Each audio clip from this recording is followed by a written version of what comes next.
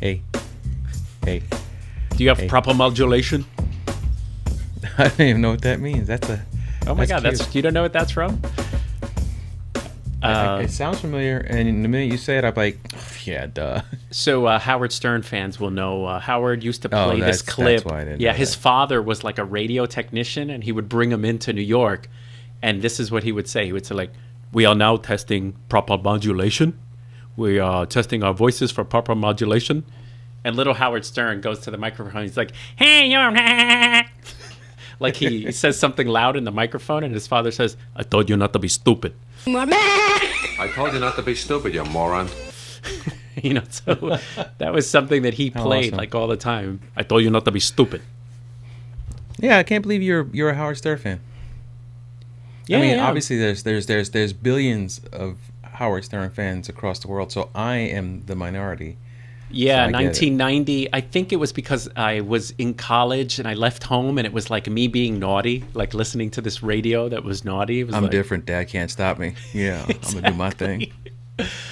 Hey guys, welcome to the Moe and O photo show. We back. Hey, kids. Hey. Now we don't want to say High five anything, over but we haven't done a show because Mo and I are like polar opposites in the political spectrum, and we've been fighting this Enemies. whole time. Enemies of the state the entire time. We actually hate If each I was other. anywhere near him, I might have choked him out. But now I am a trained this Marine, new so- election has brought us together. We decided to make peace and love. Yeah. Wait, what? Wait, what? It's not that kind of show. Excuse me while I whip this out. I missed. No, we're kidding. Mo and I never broke up. We just kind of stopped recording. Life happened a lot since the last time we recorded. And That's exactly why we had to pause here. You got COVID-19, brother. Well, now the secret's out. Yes. Oh, I could cut No, I this if posted you it a want. couple. Should I cut No, it? no, no, no. No. I was kidding. That was my whole joke. Yeah, that was me being funny. So was it scary, like the diagnosis itself? I got tested twice, but kind of knowing I was negative. Like we got tested because we needed to go travel, and we've been home. So like I knew I wasn't exposed, but you traveled and then got tested. So was this So like the whole that little story fear? is that. Yeah, so the whole story is I've been testing on and off, trying to get a positive test within 3 days of getting a flight to Puerto Rico during the weekend. Obviously, my mom's health is failing. I hadn't seen her in 4 years. I was having a lifelong debate whether I should travel to see her or not because, I am high risk. I'm a fat guy. I have MS and a whole bunch of other reasons why I would be, delicious bait for the Rona. So I said, you know what? It's my mom. And then Omar gave me a good pep talk too. So he's the reason I got the Rona. My lawyers No, I'm were kidding. contact your lawyers. No, I'm kidding. So no, we went out there with the expectation that I was going to come back with it. It was just being on. That's a what I small told you. airplane. Yeah, that's what I told you. Is And- like, and you did a great job. Like, I guess you set yourself up for getting it. Being on a freaking plane is the worst thing, man. Yeah, and then I said to myself, I never took off anything. Then I stopped and I thought about it. I had a drink and some chips on the plane, and I think that's ironically funny that that's the only time I did not protect myself. That's when I caught it. Who knows That's if the you only even? time I didn't have you a never mask know where on. you even I got it. I had the screen face Oh blocking my gosh, thing. how embarrassing! You had the No, plexiglass. no. My life was more important than my pride. Yeah. So, yeah, to be honest with you, the scariest part was going for the test and knowing in my heart that I was going to come back positive because the night before I was feeling a certain kind of way. Yeah. You know when you're getting sick. You guys yeah. know that, and that's exactly what it was. I'm like, I'm going to go there tomorrow and I'm going to come back positive. Son of a pair of shoes, and that's Damn what it. happened. Yeah. And the whole time that you're dealing with it, it's the fear of am I going to be that small percentage that goes all the way to I'm going to die? There's stages of it, and luckily for me, it was a lot of fevers, a loss of taste and smell, but Which is terrible for you. You're like such a foodie. oh my goodness. Even coffee. I'm like, this is it. It's over. Oh my god. I'm gonna die. No, actually, you just can't taste, sir. What's the difference? Yeah, I'm dead inside. Yeah. So no. Yeah, that's where I first noticed it. I went and I had a cup every morning. I have a cup of coffee, and I had a Yeah, cup but of you coffee have like that tasted Dunkin' like Donuts. cardboard. That tastes like that's terrible crap right No. there. I have the terrible crap at home. My own Keurig at home, which Omar turns his nose up to. It's like Yeah, totally. polluted water to him. But yeah, and that's what happened. I had coffee and I'm like, what am I drinking? And normally I have my flavored creamer, which also bothers Omar. Oh, and God. I couldn't taste anything. And I'm like, this is supposed to be hazelnutty. This is more like just nutty, son. And then what really nailed it was later on that evening, I had another one of Omar's favorites. I had ordered Taco Bell. Oh my And god. when you order Taco Bell, you're going to get crappy food, but you're going to taste deliciously crappy food. Yeah. And for the first time in my life, I understood what people say when they say they're eating cardboard, because that's exactly what it was. Texture-wise, Oh, with wow. no taste, it was like eating cardboard. And that went on for a few days. And then eventually, I was eating one of my healthy pre-packed meals by Factor 75, not sponsored. And I started smelling the food. I was like, Oh, cool. I smell it. It's coming. It wasn't like the full blast of the smell of it, but it was enough to let you know that, you're beginning to smell. And then I also read somewhere where, if you read anywhere, you could find exactly what you're looking for or not looking for. I read yeah. somewhere that if you only have the smell issue for a couple of days or just for a little while, that's a bigger percentage of people that don't have the full blown end up killing you one.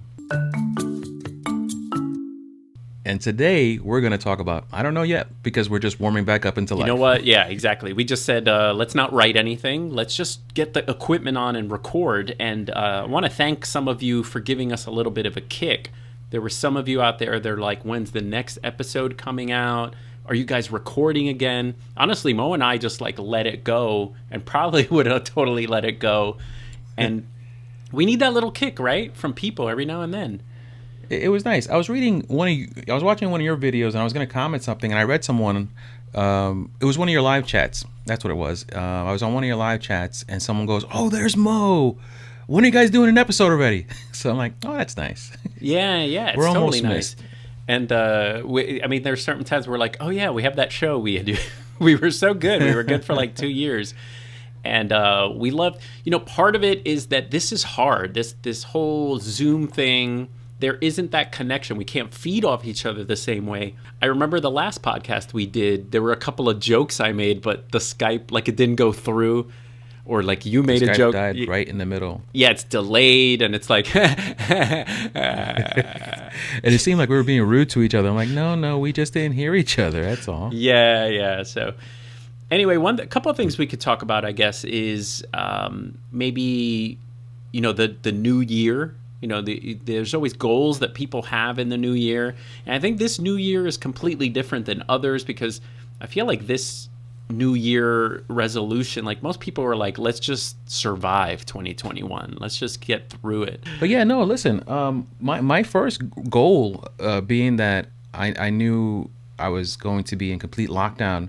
My trip was on the 26th to the 27th. So my first goal of 2021 was get through whatever comes and get back out to shooting. Yeah. Because I had fallen in love with the Sony A6600 as well as the XT3, taking them both onto the street. I really have fallen in love with that. And you know what? I post pictures and I hashtag both those cameras, and you can't tell me which one's which. Yeah. The image quality on your basic camera is just perfect nowadays. I went out with the Fujifilm X-T3 and the Sony A7 III. And I don't know if you know this, but Sony's creative style of black and white is like really, really nice.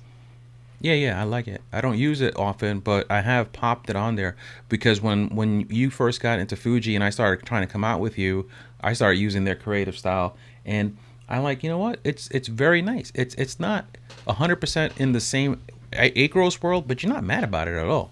I don't know. Acros is my I'm favorite. thinking of doing an Acros- episode of Acros versus that creative style because yeah, I want to make the fanboys mad. Yes. No, but I Who do we went out piss and off I shot. today? I actually shot with both planning a video, but like a dummy. I had the Acro set to grain strong. And so when I brought the images back, the Sony ones were so crispy, clean, and sharp, and the Fuji ones looked like mud film because they had so All much right, strong grain. So I have to redo it. This is to upset everybody, but I mean this. I really do mean this. As much as I love the Fuji image and the simplicity of those JPEGs, the Sony image is always a little sharper. I don't care what you're telling me. I mean, it's always a crisper. It's remember we talked about it. It's that robotic look. It's so sterile. It's a good starting point, though. It's like you can't go the other way. You can't bring in a grainier, more organic image that looks like film and clean it up. You know, that's harder. Right. But you can filmify a very clean file. I will say though, Ooh, that's a good word. I know you like that. I threw that in there. Ooh, say it again. Filmify.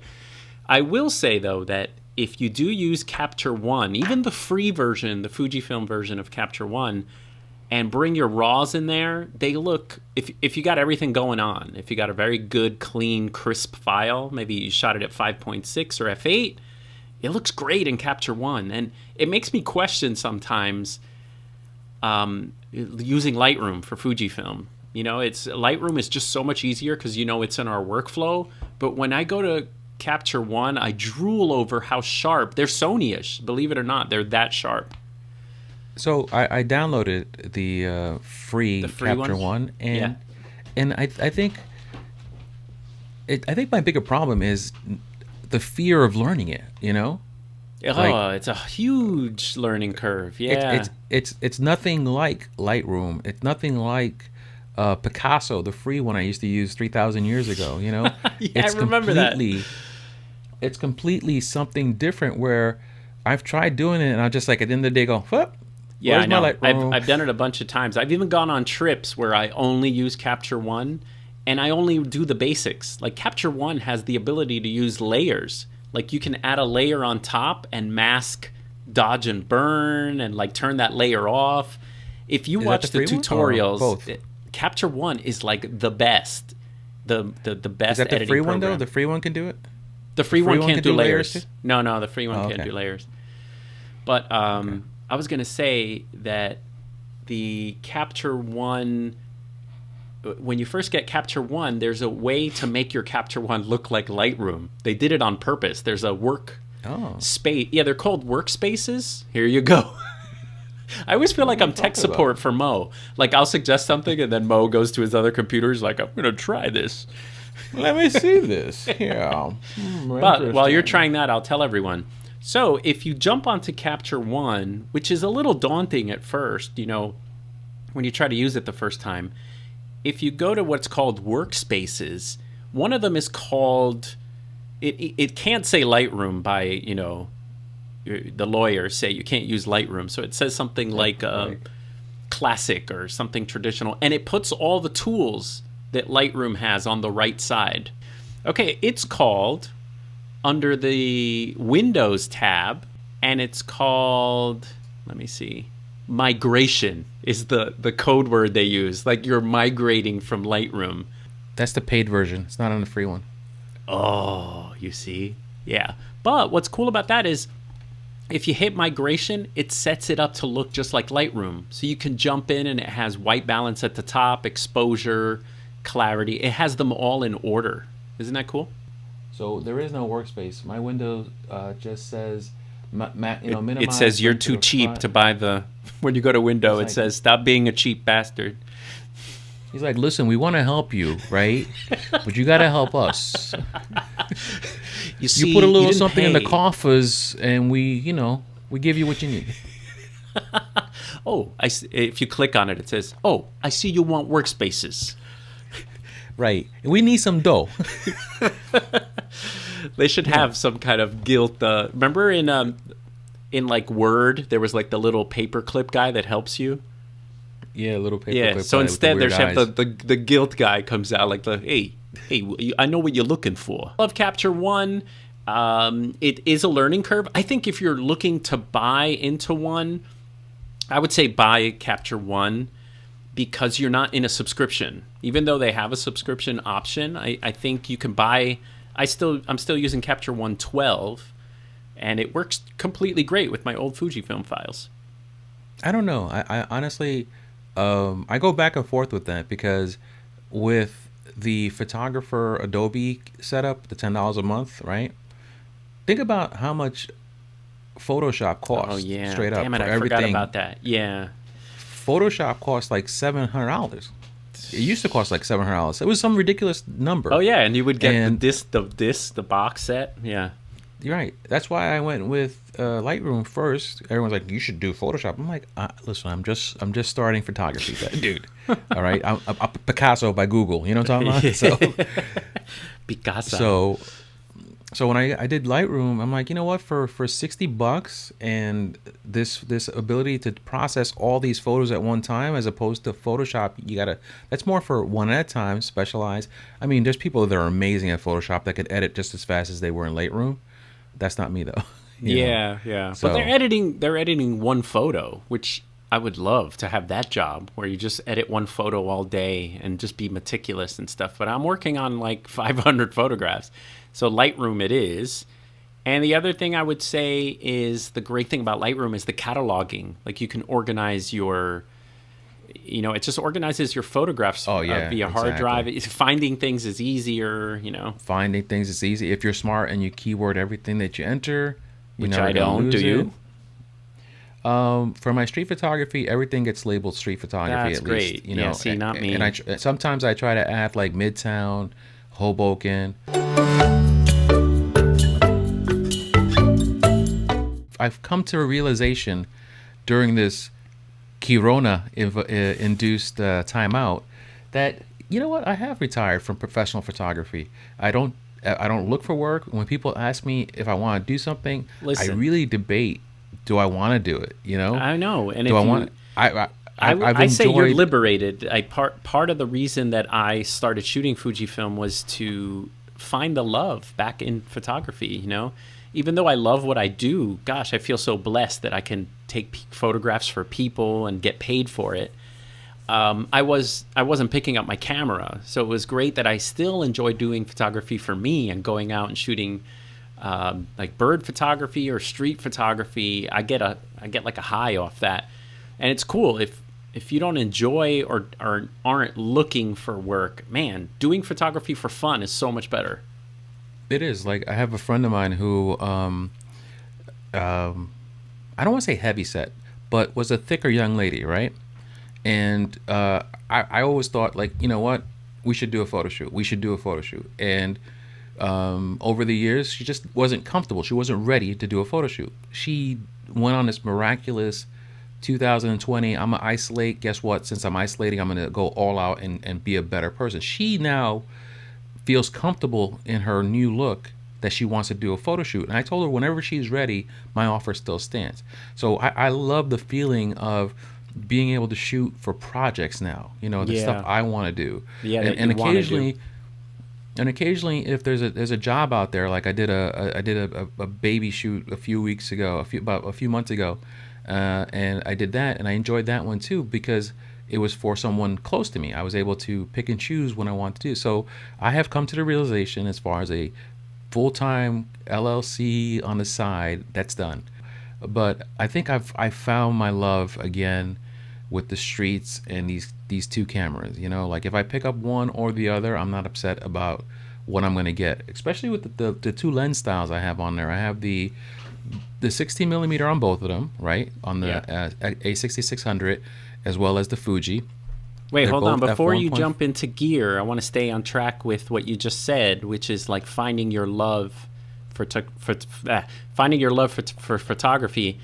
And I just love that everyone has a different journey with photography, where people do it, like, for example, to make art. Like they want to make books, they want to hang their work. Like we don't even do that. How great is it that Actually, someone out there is making work and hanging it up like at a local cafe or having like a little show? One of my friends, Jose, here in Nutley, he had a show with 2 other guys, and it was like in the local library. But I could just see he was so proud to have his work up, and I loved seeing his work up, like his cityscapes. And think about that journey, how happy that makes you, right? Like that you're putting your work up. And then the other journey that someone has is, you know what? They just shoot photographs of their family and their kids, and they print calendars, and who cares? It's great. You know what I'm saying? Yeah, listen, I have the same kind of pride because I have shot so many people that I consider friends over the years. You when bastard. I just looked at people, Oh, you mean yes, photograph? right, Got it. right in the Okay. back. Yeah, I shot them right in the back, and then I cut their heads off too. You're out of frame. So no, yeah. So when I see so many people still rocking my photos as their profile pictures, That's cool. or stuff like that, Yeah, that I'm makes like, you oh, happy. That's nice. Yeah, that's totally nice. I took that wedding picture that they have as their background. That's nice, you know. So yeah, there's definitely pride in seeing your work. That's why I printed those New York skyline pictures not too long ago, and the you can't see it, but the couple eating in the rain across the street from McDonald's in Hoboken. I Oh, love cool, that cool. picture. What about Georgie, I- too? Have you been to Georgie's apartment? He did like a No. couple of Cuba prints. Yeah, he went down to Cuba and took some great street photos and printed them, and they look awesome, too. So I just love that everyone's journey is different. And mine was amateur, just shooting for myself, to photographing on the side, having a day job, to having a career now, and then like finding my own little niche for myself for photography. You know, it's like it's really cool.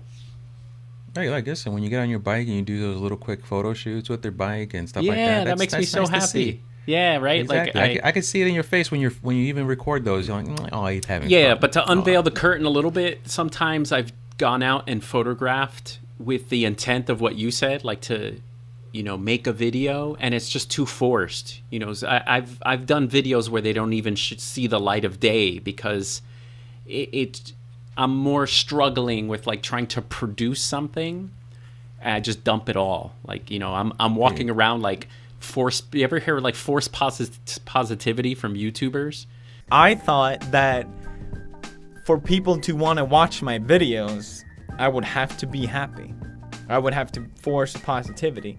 And I think it's safe to say it worked. I think a lot of people on YouTube are drawn to positivity, and I think a lot of YouTubers are aware of this. But also what I realized was that it's soul crushing. It's extremely soul crushing to do that, to keep that up for a longer time. And I realized if I'm going to keep making videos, I'm just going to have to be more honest. Have you heard of that? Yeah, you're just saying I've not heard it, but I've actually Seen it, you know, right? And where I never want to right, be that when you, YouTuber. like there's so many times you go, he's just doing a video because he needs to do a video. Yeah, So, this you know, person's being a you little go tell that. a little too out there, you know, like, hey guys, I'm out here having a great time. And Meanwhile, he's crying inside. I hate my life. and that's the point. If I'm like that in front of the camera, it's like I'm actually having a good time, because I won't put something up if I'm not out enjoying. So I just put up one today where I one of the little clips in today's video that I posted was actually a scrapped video. It was a forced go out and do bird photography. And I put some of that video in because the footage was good, but there's a whole video there that was scrapped. It's a video in a video. And it was because I was down. I was depressed, and I was like, these pictures suck. I'm not getting anything good. Right. And I was out there trying to get something good for YouTube. You know what I'm saying? Right. Instead of making it happen naturally, you're making it happen, period. Like when we look at our night photography video, wasn't that a good time? Like, that's my point is That was a good time. Man, we had such a blast, just you and I together. And when I watch that video, like, it makes me feel great inside because you and I were hanging out. We got great shots, and I even made 2 videos on that night video one. It's a good move. So that's why my channel is as small as it is. That's why, first of all, I broke 200. How about Ooh. that? Applaud for me. So, but yeah, that's why my channel is so small, because I will put stuff together and I don't want to watch this. Who else would want to watch Yeah, this? You yeah. know? And then that's the whole thing. Like once I start getting to the feeling like I'm doing this so I could post something. Yeah. I'm like, that's not what I want to do. That's why I end a lot of my videos with the, hey, I'll see you whenever the next time is that I do a video, because I know I'm so weird about videos. Like, so I'll post any video up that I felt came through naturally, you know? If I felt like I had to force it, like you were saying, I don't post it. I don't bother posting. Yeah, if you, It's not that I important to me. agree. If I bore myself, forget about it. I was gonna say, you know, what the style of video I envy because they know what they're gonna do is like Flossie Carter, for example. You know, and I wonder if it's ever a drag for him, but he's got a formula, and there has to be a comfort in that, as opposed to struggling. Right. What am I gonna film now? What am I gonna do? What am I, you know? So Flossie Carter. Props to him. He does. He's one of he's one of those people that is able to repeat almost a checklist. Damn. If you watch every video of his, it's a checklist. It's like he has the same opening, he has the same endings. My white and shoes. I like my white shoes. I like my white shoes. White shoes. Calm down. Calm down. I love that part. Yeah. Anyway, so now he just got like 4 more followers to watch. No, but yeah, people like that. That's awesome that he's able to be in a cycle, but still keep it fresh for us. We don't know how it feels for him, though. I know. You know. I know. It could be a drag. I mean, if it's not something that's too exciting or something. But you know what? yeah. Like, let me just throw something real quick in here. Proof of buying to buy and then not using. I just realized because I saw this thing on my desk, I have a GoPro. You do. Oh, You don't use your GoPro? stop spending money, people. Okay, I'll give you a different story. Instead of buying something and regretting something that I don't Regrets. want to sell but probably should. Oh, it's not here. Is it here? Hold on. Oh, it's right next to me. See, I love it so much it's next to me. What are your thoughts on selling this guy? Oh, wow. You know what? I honestly, you know me, I sell everything, right? Wait, hold on. In case people were But I just thi- listening, I held up the Fujifilm X-T2 because I have the X-T3 and I also have the X-T20, which I love. So, but I don't want to right, sell so it. I almost want to just keep I'm it. gonna take a step back. I thought that was the XT20 from my angle. Oh, no way. And I was gonna tell you, Bro, you can never sell no. that. That has to go on a statue Yo, somewhere. right here. You know? This is the noir the camera, memoriam. bruh. Yeah. No, listen. I honestly, there's nothing wrong with having cameras that you don't use. I have Kodak cameras up there, Yeah.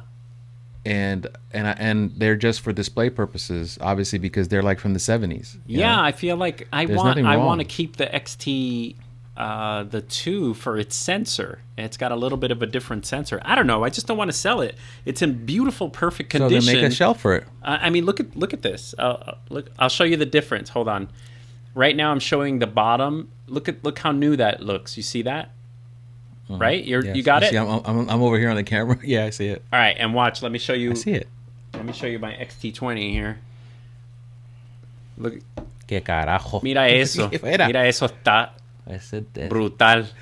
But listen, ultimately, if in your heart you're not ready to sell it, that means that's still part of you, so you need to keep it. That's it. That's as simple as it is. And I sell everything, you know. I sell You everything. do. Call You me. getting that Samsung 21? It's already pre-ordered, son. Get out of here with that. Actually, that looks amazing. 100 megapixel camera. What the hell? You know. So you know why I'm getting it? You're a Because whore. I didn't get the note. I didn't get the note. I got the note and I got rid of it real quick. And I ended Listen, up going did you with hear what the, he said, guys? He said, Samsung. I didn't get the note. I got the note and sold it fast. I didn't get the note. That doesn't count. If I have it for less than a week, no, I had it for about a month probably. But no, but I've been rocking the Samsung S20 FE, the fan edition one with the plastic back and everything, and I've been very happy So, with it. keep so I'm gonna trade this in for keep it. No, listen. So this one costs like they had it for like $600. Samsung's giving me $550 All for right, it whatever. to apply. to apply to the other one. Don't get mad. No, I don't get mad. Don't be bringing up stuff and then getting Hey, mad. listen. No, let me ask don't. you this. Don't. What a pain. Don't How come many in. times have you like transferred your information onto a phone? They got it down to a science now. You don't have too many Android phones, but they have smart switches on Android phones. So if you get a OnePlus phone, if you get a Samsung phone, you download an app, you put the two phones next to each other, boop, boop, boop, you're done. Wow. Well, I know when I get a new Pixel, Yeah. like I attach them or something, and it's pretty quick. But the problem Yeah, is, no, isn't even this the a Pixels huge have problem? gotten really good. How do you deal with this? That now all your apps, you'll open up your bank app, and it's like, oh man, I got to sign in again.